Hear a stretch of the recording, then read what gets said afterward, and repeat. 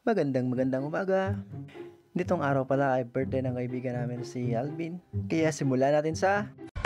Let me tell you, girl, you my little boo thing, so I'll give a hoot what you do, say girl. At eto nga pala si birthday boy. What's up? Ngayong araw nga gagawa ko ng pizza para sa kanya. Ngayon, hiwa-hiwa muna tayo. At naiiyak na naman ako kapag naalala ko yung ginawa mo. Ay, sorry. Ang hirap talaga maghiwa naman yun. Nakakaiyak. Ang anghang. Ako. Okay, saute lang natin tong onion. Okay, megus lang natin to insan. Ito naman ang sauce para sa pizza natin. Yan, megus na natin ulit. Yan, lagyan natin ng mga masala. Sugar. More masala. Oh yeah. More masala.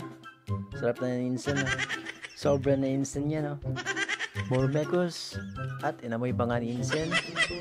Ito naman para sa dough natin. Actually guys, sobrang dali-dali na to kasi alanganin na sa oras yung paggagawa. At nakalimutan ko pang bumili ng libadura. Kaya yan, baking powder na lang ginamit ko. Hindi ko alam kung po pwede ba yun, pero sige na lang. So yan, megus mo na insan. Lagyan na rin natin ng mga pampalasa para mas masarap. Megus ulit. Pag sa abroad talaga guys, kahit hindi ka masyadong marunong magluto sa Pilipinas, talaga namang matututo ka talaga dito.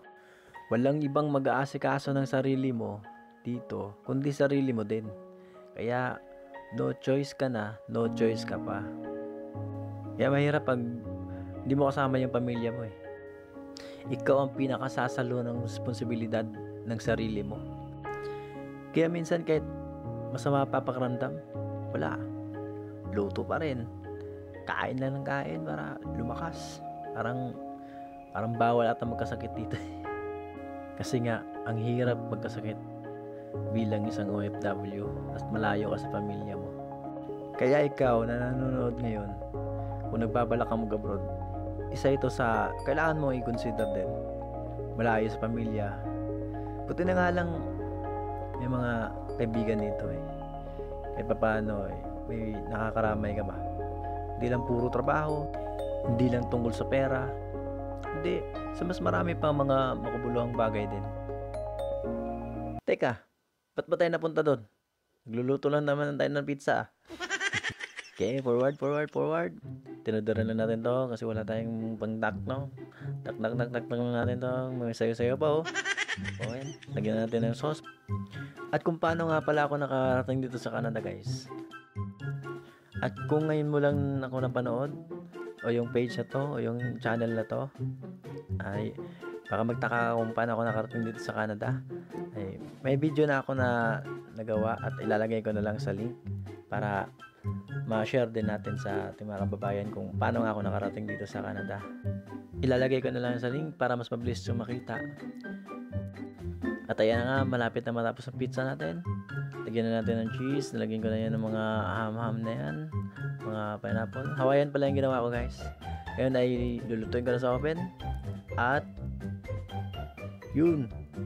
Bilis ah. Ito na, no? Oh, ano yan? Pwede nang simulan ng birthday celebration. Alright. At ito na nga sila, mga bisita, mga kasama at mga pagkain namin. Nakanda na. Itong birthday boy. Alright. Bon fit. At eto ako.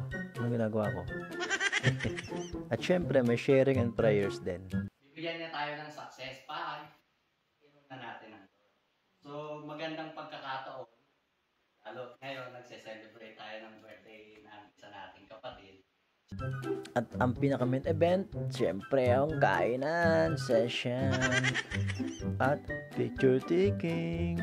At pag Pinoy, hindi mawawala ang video. Okay, syempre. Alright, see ya!